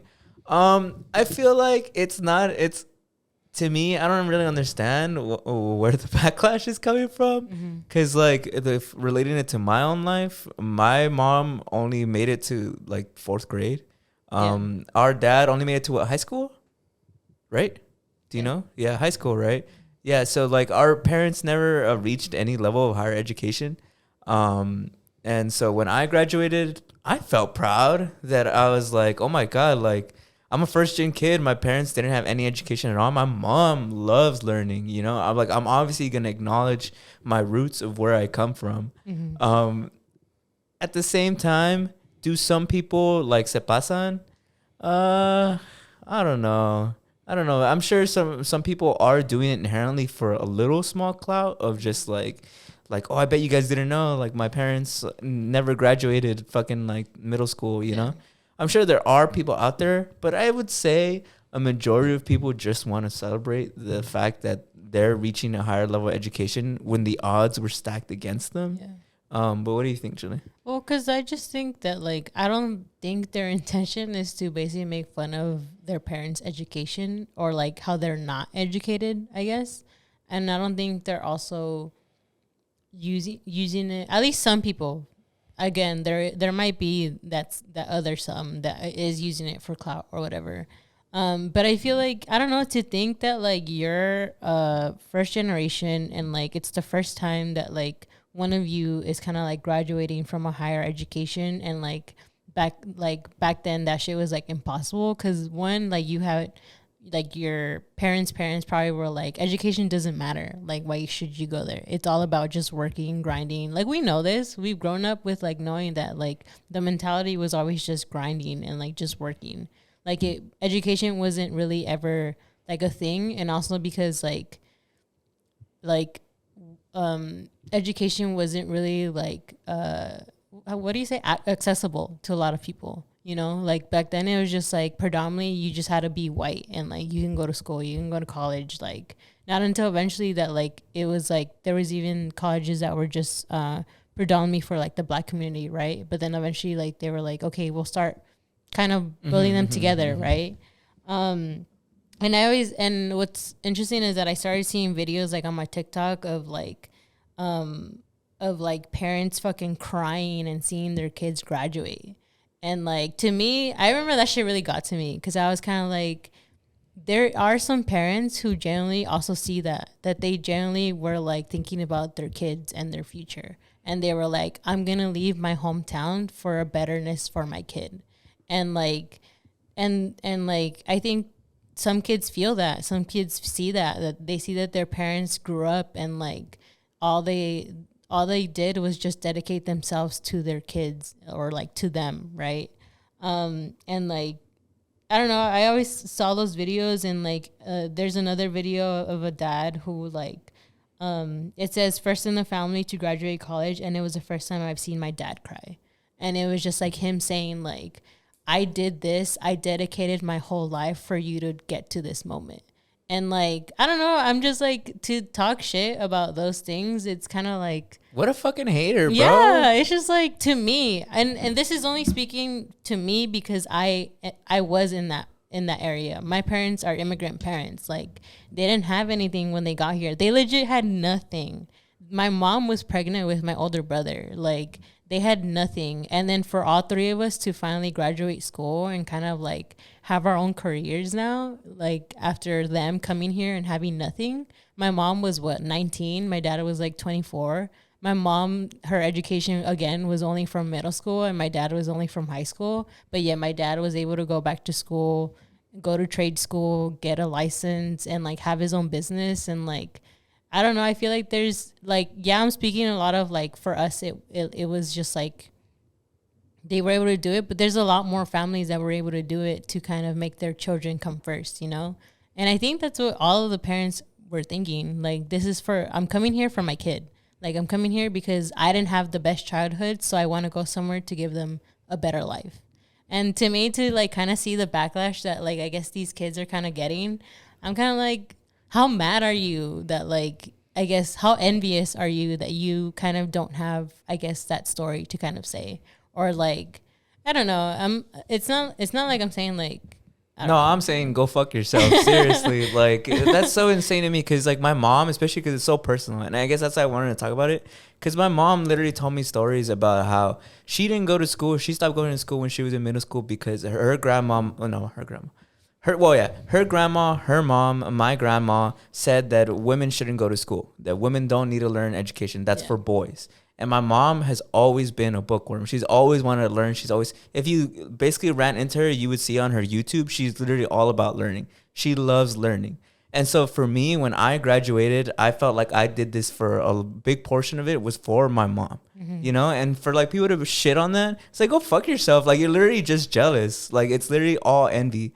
It's all just because either they couldn't graduate, or B, they for some reason can't be happy for their own people, you know? It goes back to that shit of like a lot of Mexican Americans hate on other Mexican Americans for no fucking reason. Yeah. I get it, it's a joke, and I get like you can like laugh at it, but there's people out there who genuinely think that it's fucking like a problem when like in reality it's just celebration, man. Like, how can you not feel the pride and the sense that you want to let people know that like despite the odds, you were able to fulfill like this legacy that your parents left for you? I don't know. Yeah. And like a little bit more on like, I guess the tweet, cause like her or whoever this person was like, oh, every single year we have the same conversation, right? And then somebody was like, I think it's corny you're putting her down for being proud of her personal accomplishments. Also, this is me assuming. I can't imagine her parents felt put down by their daughter achieving her dreams. And then the other person was like, my guy, nobody's putting her down for getting a degree. It's exhausting seeing the same rhetoric of Latinos looking down upon their parents to make their accomplishments seem more and or glorifying poverty. And then again, she replied, she's like, my uneducated ass parents. Me though, bachelor's degree, y'all stay safe. And I'm like, it nowhere does it seem like she's saying or bragging or putting down her parents for like what they did. I think it's more of just, and like to say that like she's saying it's the same rhetoric, it's because it's the same thing. And we're all kind of like in the same thing of like we're all first generations. Like there's still a continuation of a lot of families who still get here and like don't have the same access, and there's still a lot of us who are still young and getting there, you know. And kind of like, and that's why it's still the same conversation every year, because it's still a thing, you know. It's still like there, it's still families still trying to have their kids come out, you know. I was gonna say, well, first of all, I can't relate because I don't have that story. I'm not trying to either. But I was gonna say, like, is it putting it down? Doesn't that look bad? Doesn't that lift your parents up? No. Yeah, right. Because it's like you wouldn't be there without your parents. You know, they taught you, they instilled that thing into you. They you know, they guided you through life. Mm-hmm. They nurtured that stuff in you. And for you to succeed and acknowledge that origin of like a system that keeps them down. Mm-hmm. I mean, what's happening in Florida where didn't they sign something that kicked out like there's a huge migration of immigrants out of Florida, and now like the agricultural system is collapsing over there. Mm-hmm. I feel like, I don't know that that's like being like, oh my God, my fucking dunce parents. I feel like that's kind of just saying like, damn, like look what they managed to accomplish through me. Mm-hmm. No? Yeah, exactly. Yeah. You guys are one and the same. It's the legacy. You know? I don't get how that fucking person can, bro, how do you find a problem with that? Like, I don't understand. Because at first I thought it was a joke, but now you read the follow-up, I'm like, damn, she finds an actual problem with this. And I just can't see it. I just see it as more of like, well, I wonder what her backstory is, you know? Because if she's not a first gen, then I'm like, then I feel like you don't get the perspective of it. Because like I said, like for you and me, it's very personal. Yeah. Like the fact that she even said that, like I was like, oh, like we got to talk about this on the show, bro. There's no fucking way. Well, that's why I'm like, when I see people who I guess find an issue with it, I'm kind of like, but like, what's your issue with it? Like, is it because you just can't relate? Like, I just hate seeing people happy, bro. Yeah, like it's just like how you said, like, is she not a first generation? Then, because like for me, I get it because like I am a first generation, and I get like what my parents did and like where they come from and like how everything was going against them, right? Or against us. And yet we were still able to kind of like come out of it.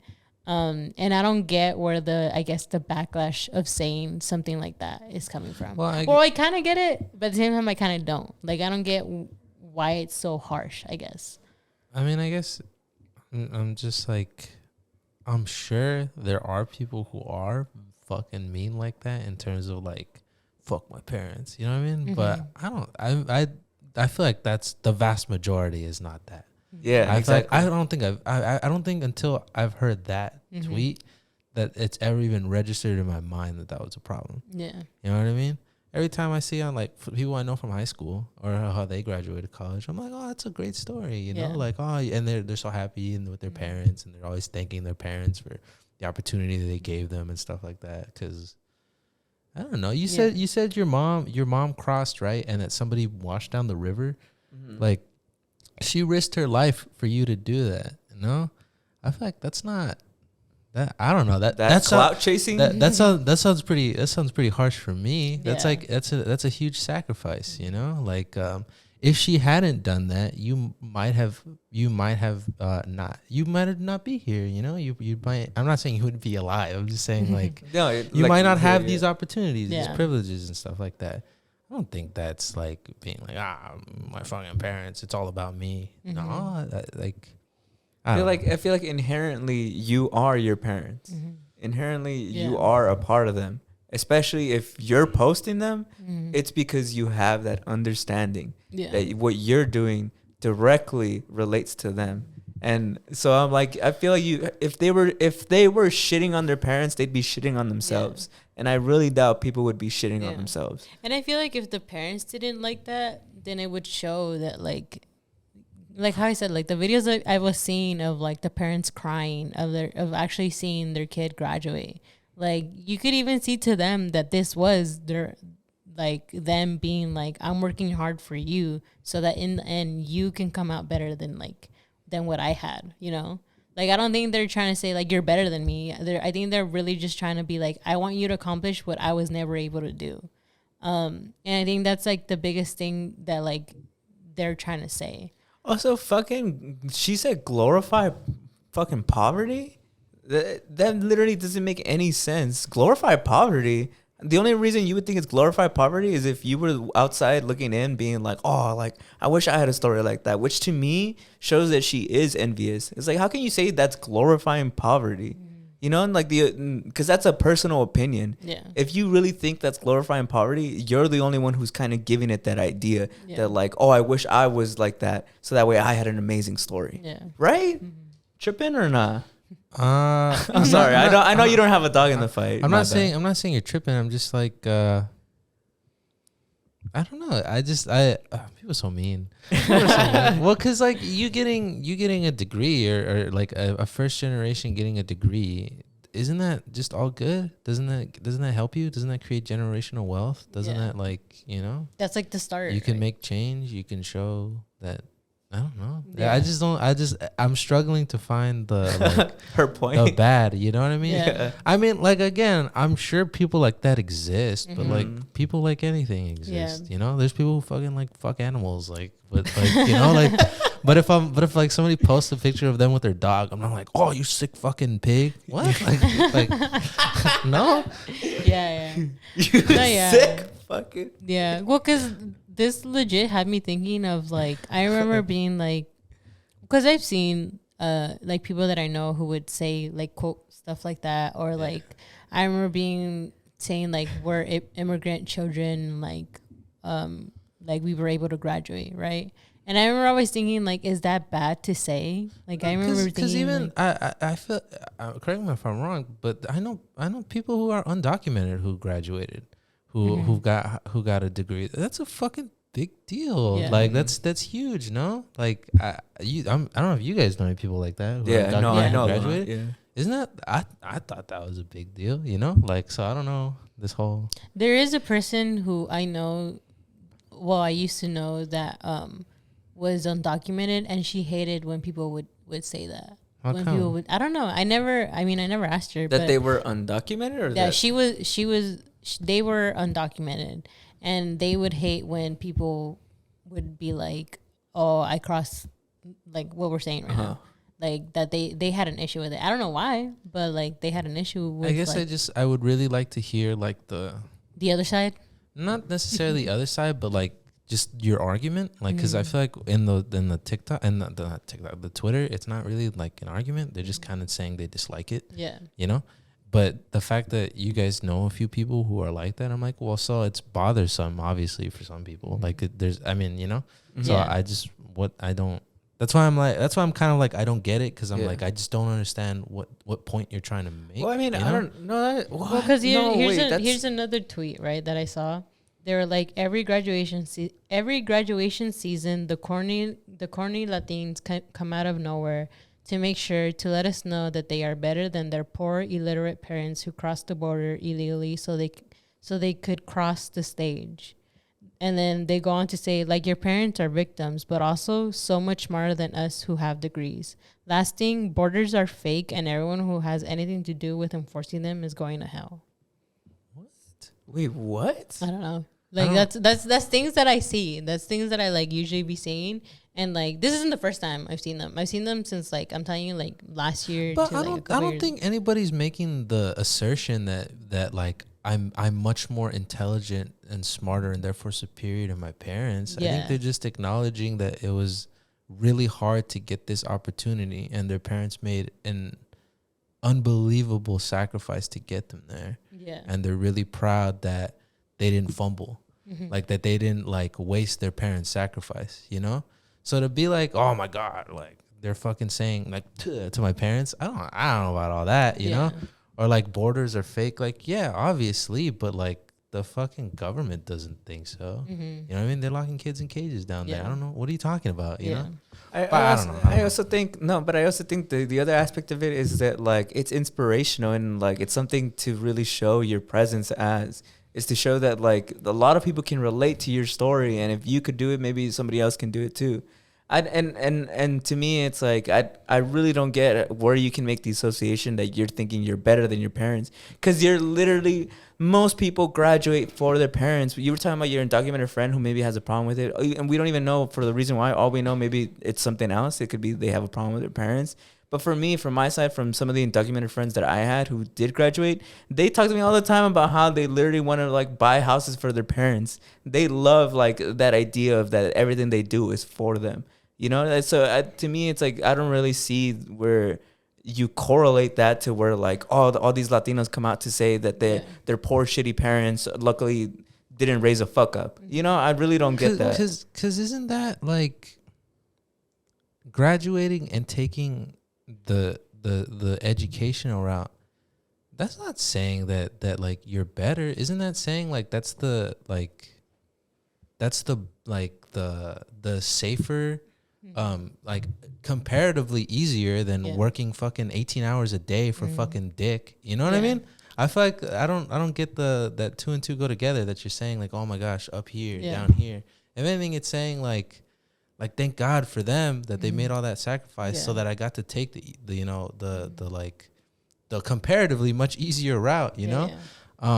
But yeah. I also think of like, because I remember like as you guys were talking, I was kind of like, also, I feel like there's not a lot of, I guess, Latino or Hispanic students who actually earn like bachelor's degrees. And I think that's why it's even more of like a high accomplishment, because not a lot of people get to actually earn a degree or like graduate college, right? So I was looking it up, right? And it says like how many, at least of 2023, and it says 45.3% of Hispanic or Latino graduates earn 12.2% of bachelor's degrees. 12.3% of Hispanic or Latino graduates earn 8% of master degrees. Yeah. So like it's pretty low for a lot of, I guess, us to kind of earn a bachelor's and a master's degree. And I think that's why even more it's kind of like, bro, like my parents came here with nothing, and like for me in the end to actually come out and like, because it's like, put it in perspective, there's other people who not only is it just them, but they have siblings. Like, and some of their siblings don't make it. And that's why a lot of them are like, I'm the first, and they could be the youngest one of their family. And they're like, I'm the first to actually earn a degree. And like, I went to college and I did all this. And it's just like, to put them down for something like that, it's just like, it's just whack. I'm just like, bro, why? It's just like, whack. why? Yeah. People are so mean. But I guess just to like wrap it up, right, is if you're out there, if you're in higher education as a Latino or whatever you want to identify as, it can happen, and I hope you take pride in when it does happen. Don't let our own people shame you. It's like a common thing. Don't let it fucking happen. Be proud of it. Be proud of your parents. And be I don't know where that came from, but it's a good thing to be proud of, man. But Brandon, what did you bring for the table? I mean, I don't think it has to go that long. It just was I was thinking about the pandemic a couple of days ago, because it ended officially on the books. What was it, like 3 weeks ago? Yeah, Not this month, right? This month. Sometime in May. It was officially like the CDC said it isn't a global emergency. We did it, anymore. boys. We survived. Pandemic over. 3 years later. Yeah, never on the books. Never confirmed I ever got it. So Same. Technically same. I don't know. I just wanted to get your opinions on it, like how you guys feel about it. I don't even mean like politically or anything like that. Well, I just mean because it changed the trajectory of my life for sure. Weirdly enough, I think about how all the good things that I have right now in my life wouldn't have probably happened if the pandemic didn't happen. Wouldn't have the show. What is the biggest thing you would say you've learned or through because of the pandemic? Well, one thing I will add is I find it the most I ever see people, I was just gonna say I thought more people would talk about it than I guess they have, maybe. And I'm not saying they I get everybody wants to forget, bro. Yeah, I get why they maybe wouldn't. The most I really see is like students talk about how they feel sad that they missed out on like prom or like a graduation or just, you know, an overall life or life. Like a college or a high school experience. And I feel for them, you know, because that sucks for sure. But beyond that, I don't really hear a lot of people talk about it, which is why I was like, I'd wonder what people will say. And if they do talk about it, they'll be like, take me back to lockdown, which I feel is a little like romanticizing. Lucky you know. And I feel like tripping because I remember being in lockdown, everybody be like crying, like remember it was coming out, all those celebrities are crying. I feel like, oh my god, it's just so powerful. Like, and when they did that Imagine shit, like the world was ending and all that. Yeah. I promise you guys, that's just nostalgia kicking in because in the moment, none of you guys felt that way.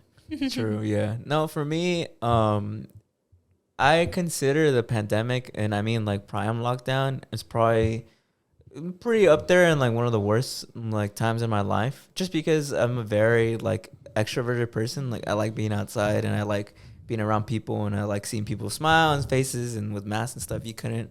So I was going through it a lot, but like I said recently, it's interesting you brought it up because when I heard it was ending, it ended or whatever. Officially over. Yeah. I thought about how a lot of the things of who I am right now were because of what I experienced in the pandemic. And like for the show, for example, we started doing the show, that we got the radio gig because of like the three of us basically met. You and Brian didn't even know each other, you know? And you guys wouldn't have been friends if it wasn't for the pandemic. I wouldn't have like had this kind of internal journey. I feel like through the pandemic, since I couldn't go outward, I just went inward. And I very much focused on like, damn, like this and that really like affected me growing up. This and that really still affects me. And I feel like it's something I should heal and kind of better myself in. And I feel like if the pandemic hadn't have happened, maybe I would have had an amazing college experience and I would have had some amazing years. Maybe I would have met some new friends. Maybe I'd be on a different life path where I'm still doing okay. But I don't think I would have had the lessons and the values that I have now. And I feel like I hold those values and lessons so preciously. Like I really like who I am now. And I really wonder if I would have been more self-destructive if the pandemic hadn't happened. So yeah, I went through a shitty time. But it's because it's like that diamond in the rough analogy. Sometimes you got to go through a lot of pressure in order to become a diamond. So I feel like that's where I'm kind of sitting at. What about you, Jillian? I feel like I think mostly what I kind of just got out of it was just, I guess, learning to kind of communicate. Because I feel like I mean, at the time when it happened, I had just like finished college. So I kind of was getting used to living back at home. I mean, I was in San Francisco for 4 years and then I kind of came back and I was starting on my career. I had just started my first job back and then the pandemic hit. And I think it was a lot of like, I felt like I was losing connections with people because I couldn't see them. And me being like, what is it, introverted? Like I don't really like going out as much, so I was pretty much chilling.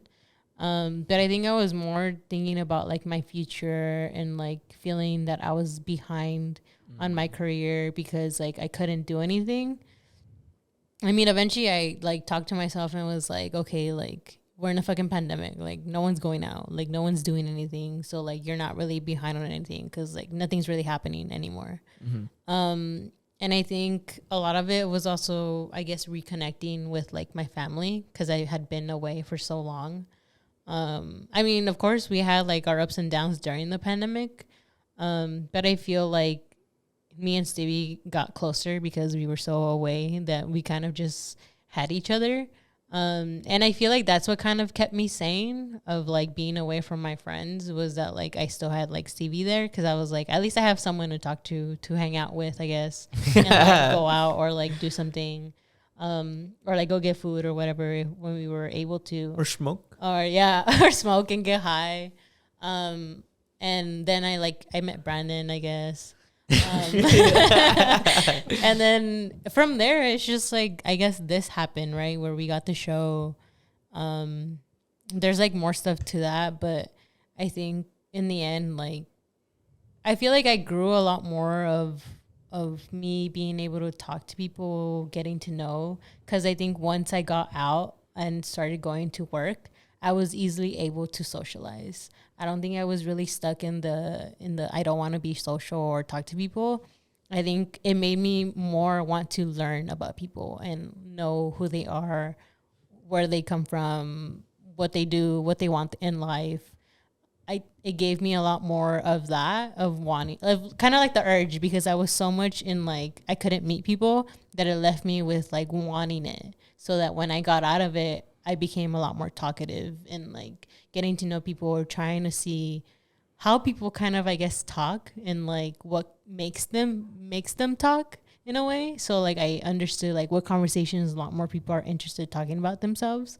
And I think a lot of people just in general like talking about themselves. So I kind of started to have more of that understanding of like how to communicate, and like just get to know people, and like not be so, I guess, judgmental of people and like how they are. But I feel like, I don't know, I feel like that's what I kind of got from it and this. And I feel like it was a hard time, but I feel like overall our family came out really well. I mean, we fucking got a new house out of it. I feel like my career has been pretty well. And like, I feel like we've been really blessed. I mean, there was, of course, like we've had our bad times as a family overall, but I feel like in the end, like we were still chilling, you know? How about you, Brennan?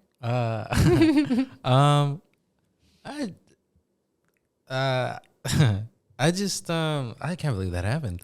I feel like I'm kind of a doomer. Like, you know, I don't know. I always heard about pandemics and nuclear wars and stuff like that. And I think we got really lucky, because I mean, in the terms of like, I think the pandemic could have gotten worse. Yeah. Could have been worse. Yeah. And there could be a worse one. Not saying that like, you know, everybody's fine. I mean, a lot of people died. A lot of people still aren't recovering, stuff like that. So for me, I'm like, whoa, I can't believe something like that happened in my lifetime, because I'm like, whoa, that affected the whole planet. Like everybody was affected. It wasn't just like the USA. It wasn't just like Los Angeles. It was everybody. Yeah. Like I remember watching the news and how terrified everybody was, and like the death numbers and all that stuff. Oh my God, I was like, Jesus Christ, what's going on now? You know, I just thought it was crazy. Like there could be like a whole other episode just talking about it. But like I'm just I feel like it changed my viewpoint on people, and I don't mean that in like a super deep sense. I just feel like I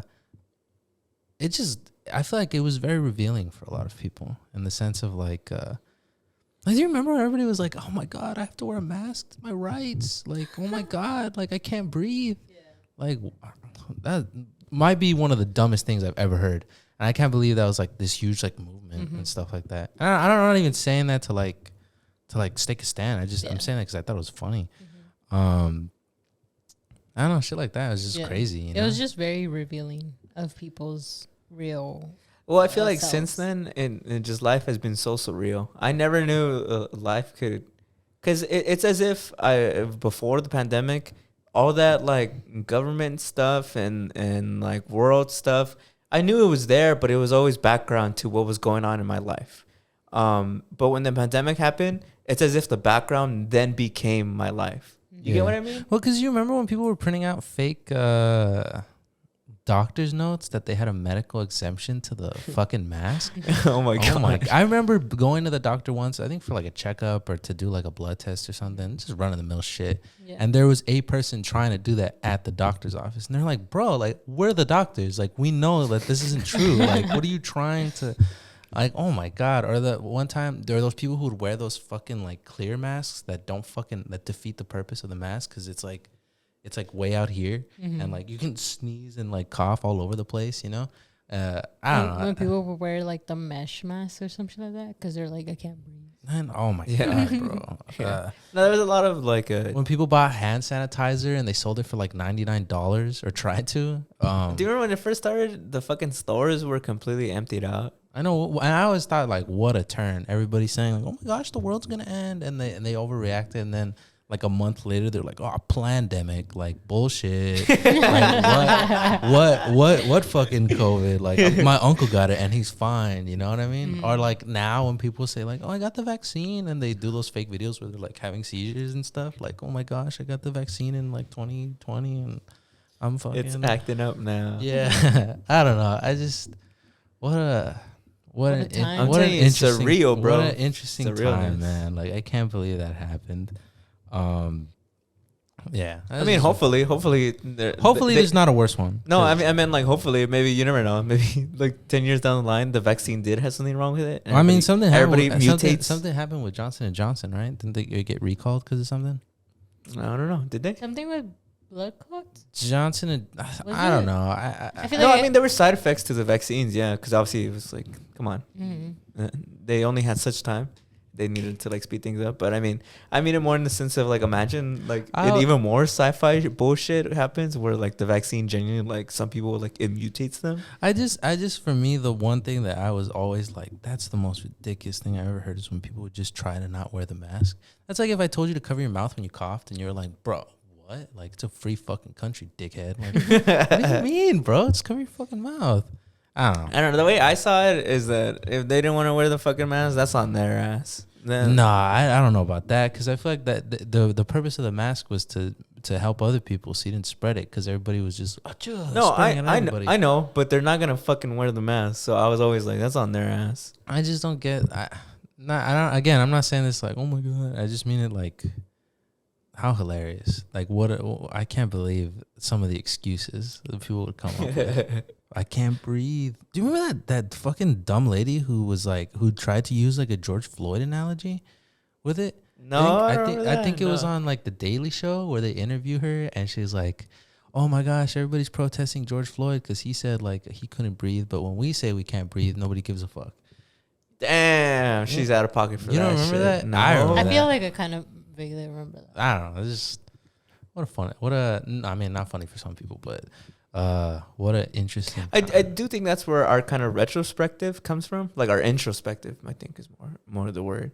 I think that's where it comes from. Is that obviously everybody sat at home for like fucking a year, so everybody kind of got used to just looking into what other people were doing, and so I think that's funny enough. Do you think TikTok would have gotten as big? I feel like eventually, but maybe eventually. not as fast. Yeah. I don't know about as fast because TikTok's the most addictive app, so it definitely blew. Yeah, because I remember being like TikTok, and then when I got it, I was like, all right. Everybody got TikTok when the pandemic happened, so definitely it like pushed it. Yeah, there's stuff like that. I mean, again, the show, like I always think that's probably my biggest takeaway is how that we got the show because of the pandemic. What a lucky turn of events. Right. Talk about butterfly effect, right? Cause it's all popular right now. Well, no, yeah, because if the pandemic never happened, I don't even know what I'd be doing. Probably being a PA. I'd probably be working in movies, not gonna lie. Probably being a PA, probably doing shit like that. But I'm telling you, I would be a worse person. Okay. I'm telling you, I would be a worse person because I'm telling you, I did a lot of like personal work during the pandemic because I had nothing else to do.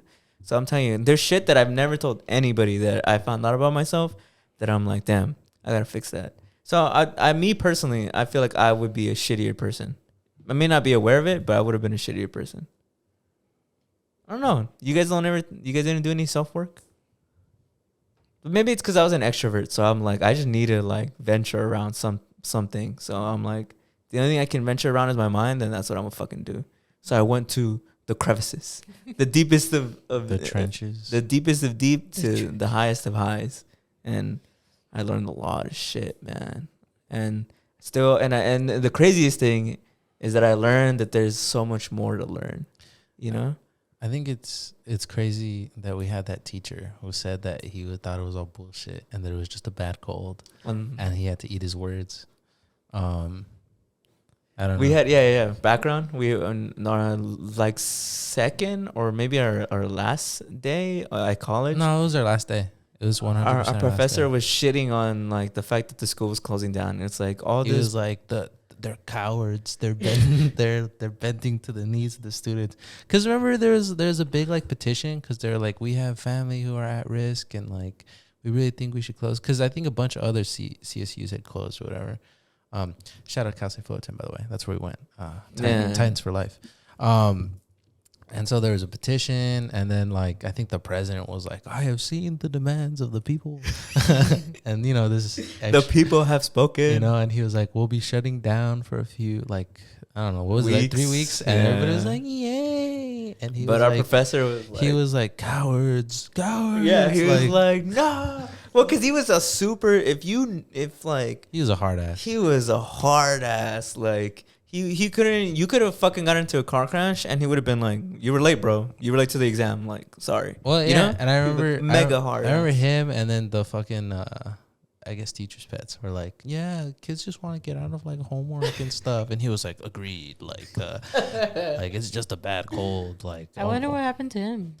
Well, because we still had online class, and when we had online class like months later, he was like, "Yeah, I'm sorry for." Yeah, he kind of fell That's off. why he said he ate his words because he apologized like a Yeah. month later Yeah, to he, us. he was like, "It's pretty bad."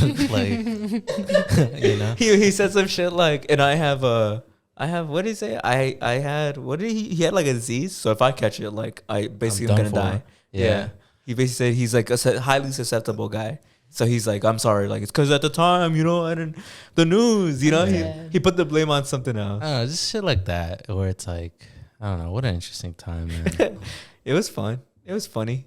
It for had some its bad- people, it had- for some people, it's a Yeah. sensitive subject, which valid. No, you know? yeah, no. I'm telling you, my sense of coping is humor. So I'm saying it's funny.